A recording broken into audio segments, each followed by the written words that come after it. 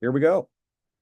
For expedience to get through our presentation, we thought we'd have Chris present the slides. Chris, if that's okay with you, I'll take note of any areas where there's some questions or where there might be a reason to discuss. And everyone, have your questions for the end of our session. Yeah, totally fine. And yeah, actually, Sybil and I, we always work on sort of slides together because there's so much sort of data to put together. So, but I'm happy to take us through the slides. So basically, you have three learning objectives this morning. The first is to describe the goals and rationale for treating OUD in an office-based setting. So that's just kind of laying the groundwork. And then to talk about why people still in 2025 are hesitant or nervous about prescribing buprenorphine for individuals with OUD. And I think that still is an interesting discussion. And then really the main event is to talk about the current legal requirements known as the Ohio Administrative Code rules, or just the rules for treating OUD in Ohio. So let's start with first making the case. Um, Sadly, we haven't made as much of an impact on the opiate epidemic as we would have liked. Overdose deaths continue to rise through 2022, which is the last year for which we have data, particularly those caused by fentanyl. We know that MOUD, including buprenorphine as well as the other two medications, are essential and life-saving medications for many individuals. And yet, physicians and other prescribers are not prescribing MOUD at full capacity. So I think there is an ongoing need to understand and decrease some of the barriers while increasing the facilitators. Here's just some graphical representation of what I'm talking about. This is from 1999 to 2022 U.S. overdose deaths, and they split it up here by gender, and the total is the numbers that you see there. So in 2022, in the United States, there was over 100,000 people that died of drug overdose death. This basically shows you the same deaths, but this time by select drugs or drug categories. And I don't think it doesn't take rocket science to say, oh my gosh, what is this green line? And that is synthetic opioids other than methadone, primarily fentanyl. The other thing that you could see is making a big rise is this blue line right here, which is psychostimulants with abuse potential, primarily methamphetamine. So this is meant to show you, at least from the way I understand it, multiple of these drugs. So there's a lot of overlap between the drugs as well. But you can, again, the green line, which is the primarily fentanyl line, is the one that sort of takes precedent. You can see that's pretty impressive. So we know that buprenorphine prescribers are a minority of all prescribers, and they're actually rare in rural counties. The data waiver, what we used to call the old XDEA number, actually has been around for 25 years. And there used to be a limit of 30 patients per prescriber after you completed an 8-hour course. The limits were eventually increased to 100 patients and then 275 patients. And then in 2016, NPs and PAs were brought on board and became eligible prescribers. They had to complete 24 hours versus 8 hours of training. So some of the most recent data that we have, it's already getting old, it's already 10 years old. But in 2015, only 2.2% of physicians nationwide actually had the data waiver. So that's that's approximately 1 in 50 doctors. And of this group, 3.6% were family medicine physicians, and that's taken from an article by Rosenblatt from 2025. The thing that's kind of scary to me is that more than half of US counties, at least back then, 53.4% actually did not have a physician with a data waiver in their county. And most of those counties were rural counties. So you can kind of see the problems that we're having with getting buprenorphine prescribers. And then in 2021, something I wasn't sure I was going to see in my lifetime, they removed the 8-hour training requirement. And so it's been interesting to look at the articles that have been written since 2021. And one of the more interesting ones was the Jones article, which was published in 2023. And he did a cross-sectional survey of 3 groups of doctors, of clinicians, excuse me, to study the impact of the practice guidelines. So there were about 1,300 docs that had taken the 8-hour course because it was required. There's about five when it was no longer required. And then there was a little under 1,000 docs who did not take the 8-hour course. And they were just looking at a survey of these folks. And what they call the practice guideline clinicians, which are the ones that did not take the 8-hour course, those folks were more likely to be docs in urban and suburban areas practicing in emergency room and urgent care settings. And that kind of makes a lot of sense to me. And what's interesting, and it's kind of a sad statistic, is even though people had their waiver, more than a third of clinicians in each one of those groups reported not prescribing like a single dose of buprenorphine. So yes, they've got the green light and the go ahead to do it. A third of clinicians still don't do it. So it's just something to think about. Like, why not? So Jones asked him, why not? Why are you not prescribing buprenorphine, even though you're, have your data waiver and you're in one of these groups? The most common reason that was cited, I think it's fascinating, was lack of patient demand. I was like, okay, seems like there's a lot of people out there asking for help, but there was a lot of other reasons as well. Lack of access to psychosocial services, lack of access to addiction specialists, lack of access to psychiatric services, resistance from their practice partners or staff, or a lack of institutional support that ranged from 4.5 to 14%, depending on which of the three groups. And then for those folks that were needing a supervising physician, between 0.8 and 7% said I couldn't find a supervising physician.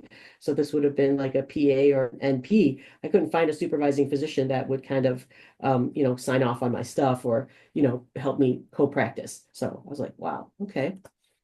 And so Lanham is another article that Lanham et al. Also published in 2022, and they were looking at a small group of clinicians in Texas. So they looked at 126 clinicians in Texas that attended a training. 61%, which is just half of the docs after the training, decided to get the X waiver. And then when they looked at that 61, they found that, I think it was like maybe 6 months later, I can't remember, 21 were prescribing and 39 were not. So again, you see that sort of attrition. People take the class, half of them get the waiver, and then fewer than half of those people actually prescribe. So of those that got the waiver, they said that, hey, the X waiver process is still too complex. Again, this was after they sort of got rid of those requirements. There was a perceived lack of professional support and referral network, and they just said it was tough to get started. And again, one of the other things that they cited was accessing reimbursement for treatment, again, which is kind of amazing because I think it's been paid for many, many decades now, but there may still be a lot of pockets in the United States where it's hard to get reimbursed.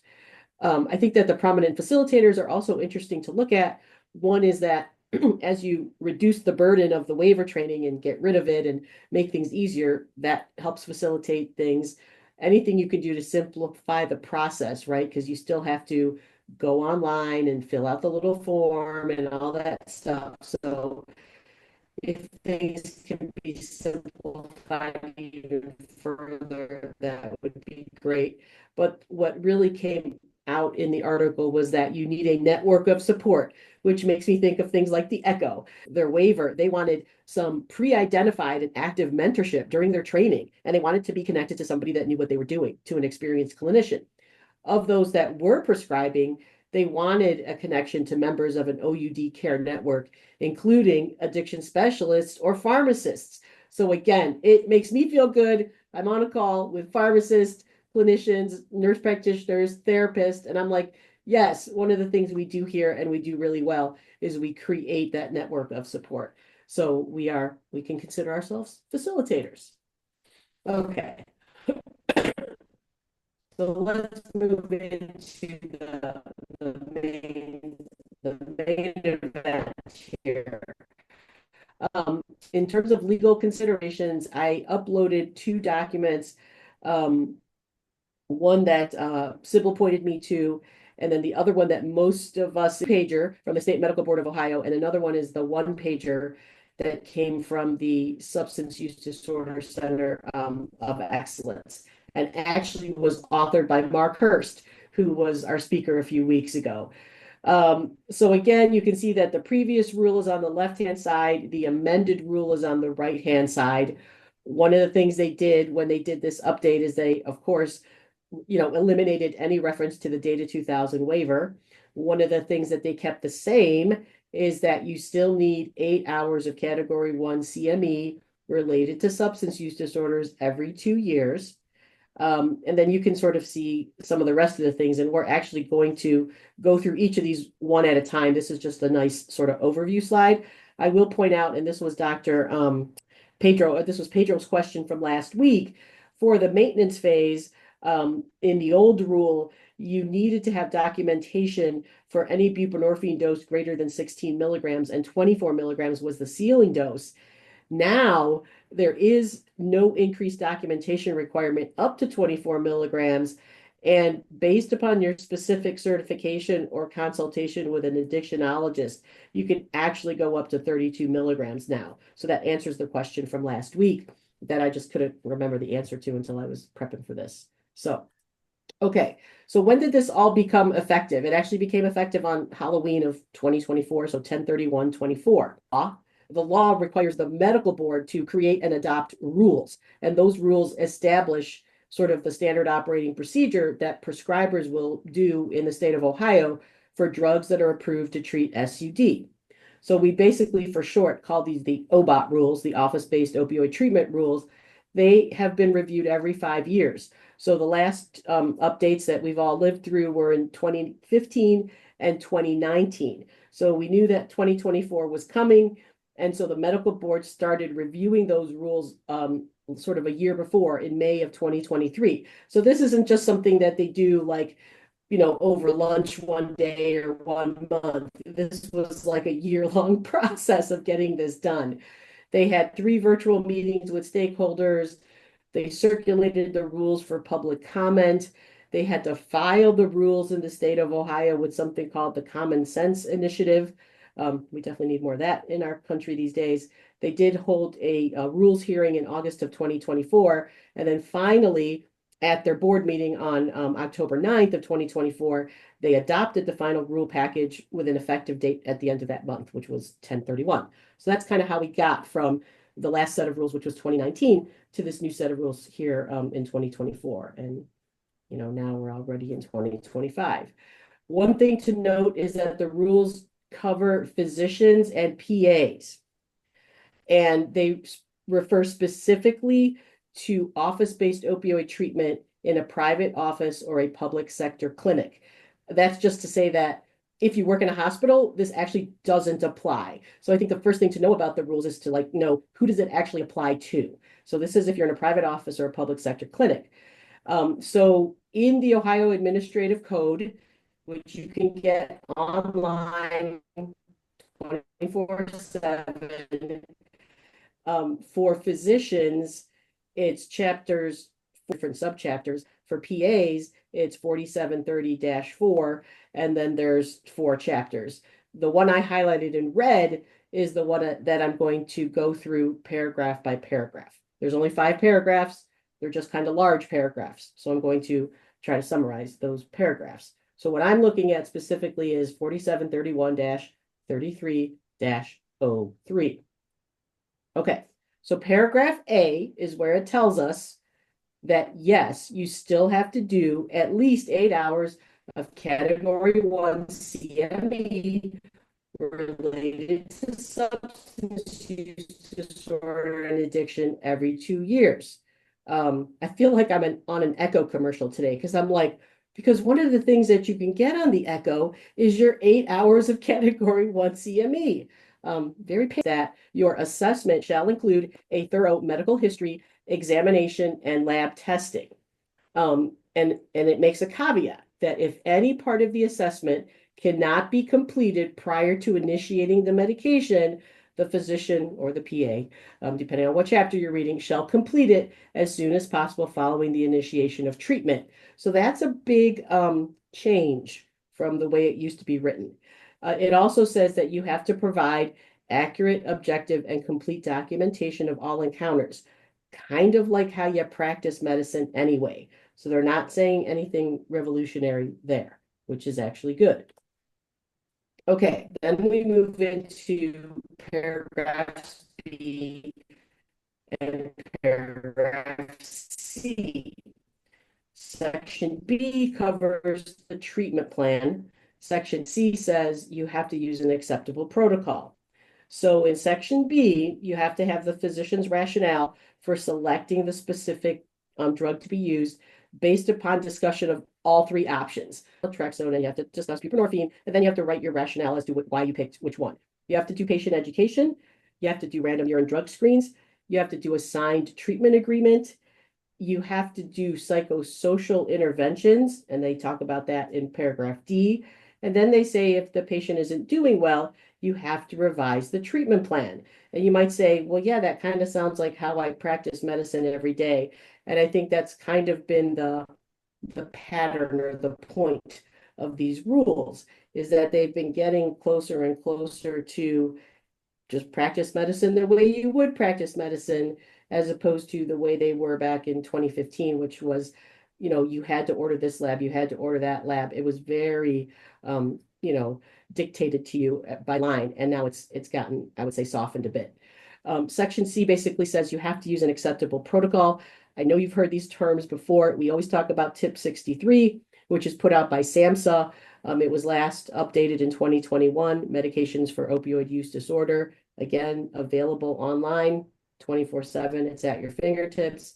And then there was a focused update of the ASAM National Practice Guidelines for the treatment of opioid use disorder. So those are the two things that they say, hey, if you're following the things in these guides, then you're fine. You're doing what you need to do as far as treatment goes.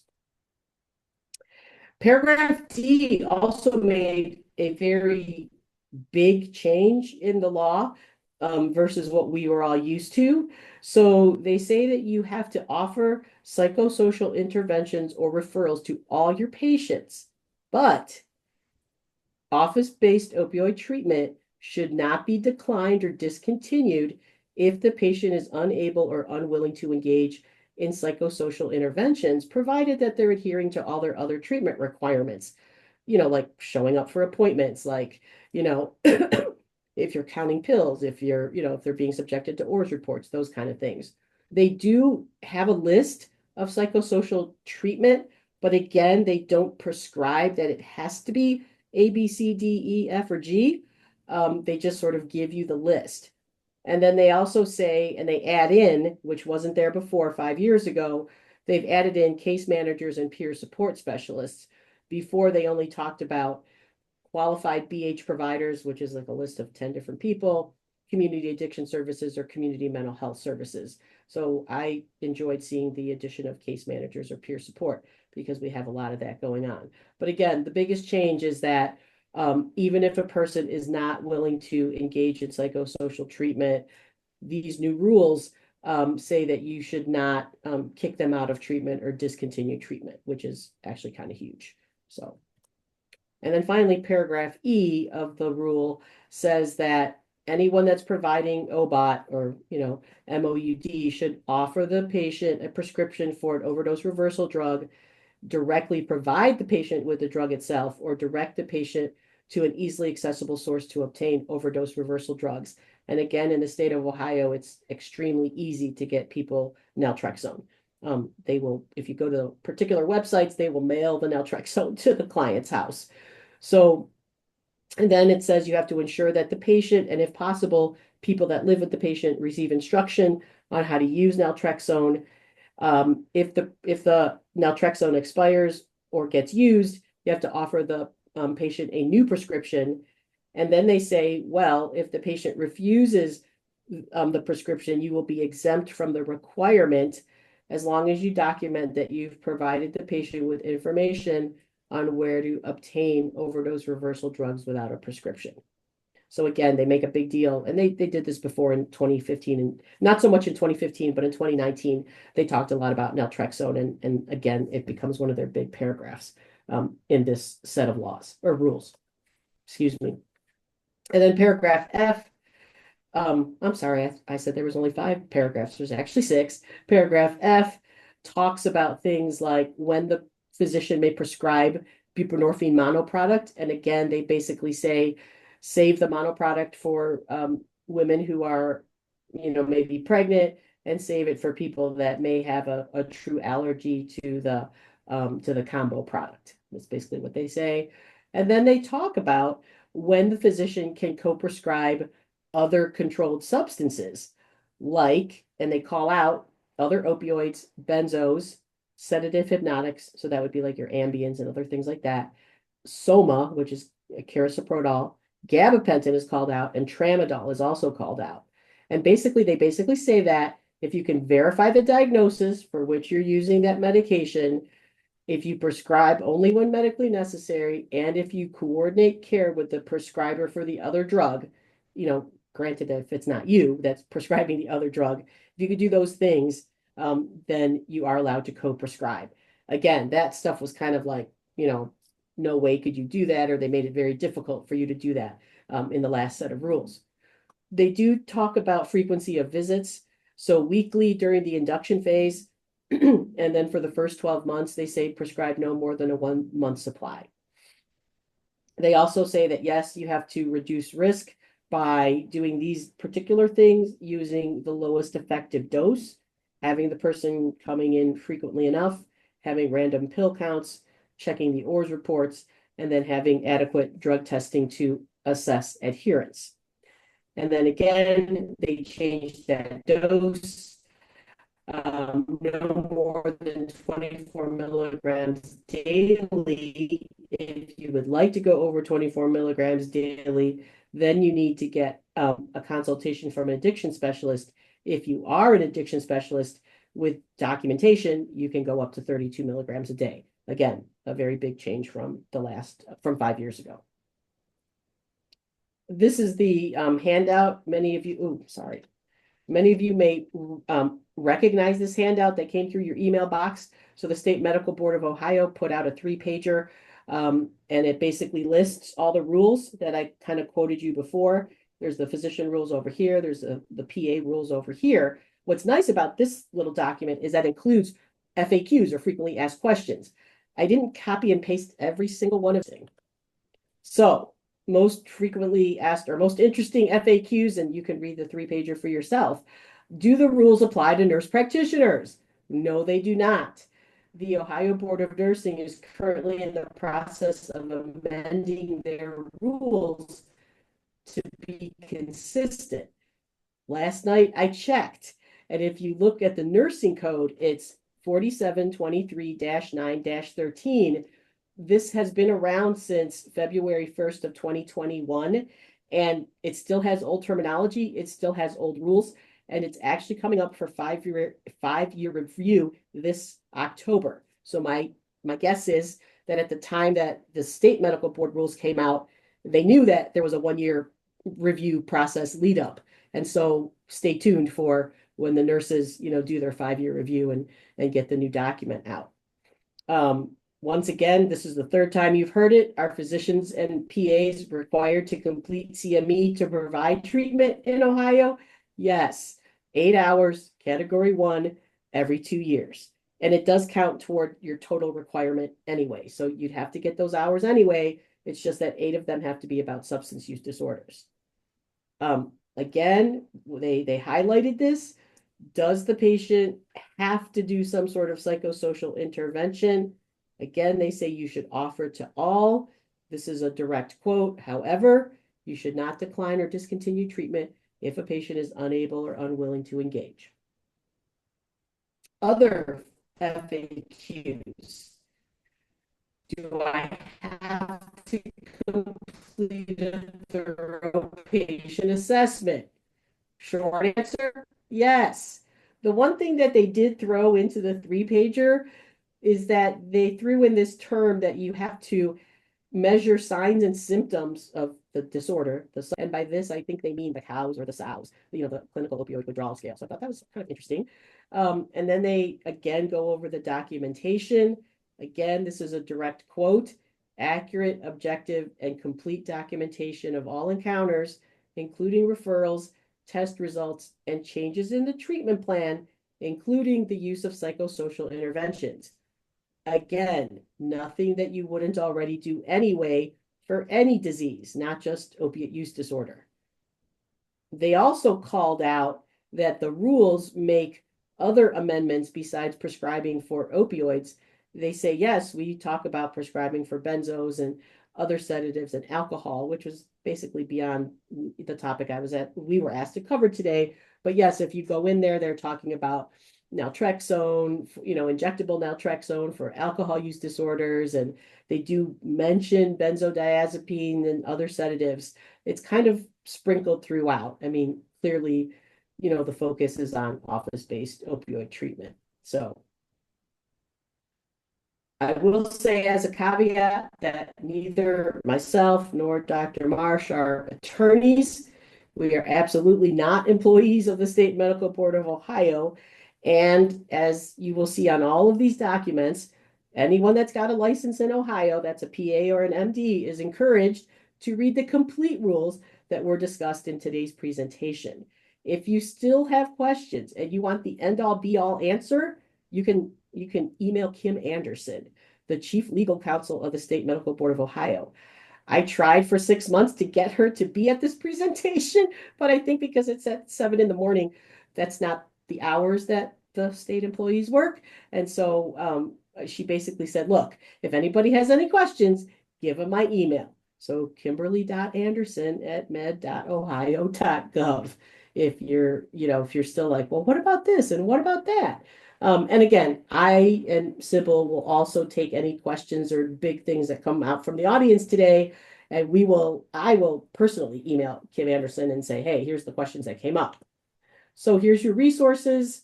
These we already talked about, and there's the national practice guidelines. It's all there for you. Some additional resources, the Jones article, the Rosenblatt, the Lanham article are there. And I'm going to stop sharing right now. So hopefully that wasn't too deadly boring since we're talking about Ohio practitioner.